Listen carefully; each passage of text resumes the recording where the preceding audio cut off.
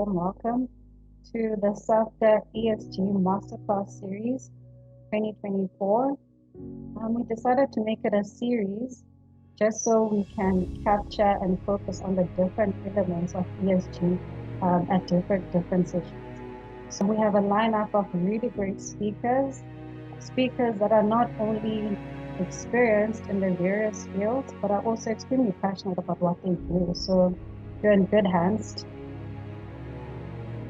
And I guess to get started, I mean, it's very early in the morning, and it's also freezing, so maybe we need to defrost our brains and make sure everyone's awake. So what you can do there is I've got a question to pose on the floor, and let's see if people are awake. So the question is, what is the difference between weather and climate? If anyone has an answer, you can just raise your hand.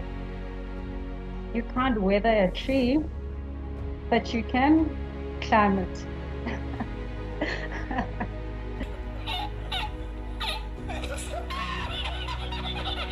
It is our duty, not only on a fiduciary level, but ethically and for our social license to operate. Investors also require this of us. And so we have a responsibility to consider this within our investment activities.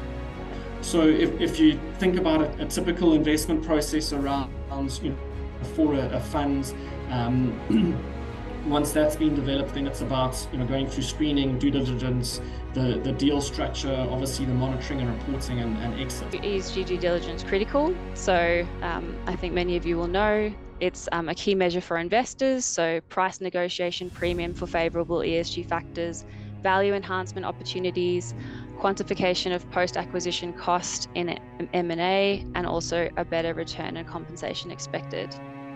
Got a beautiful slide up here. Here we go. So I was hoping we'd get a little bit more in the chat, but these are some of the things that we could start to be thinking about from an ESG perspective. How do you look at it from a strategy point of view? What are things that can kind of help reduce the cost of being ESG friendly and things that kind of increase cost of ESG friendliness?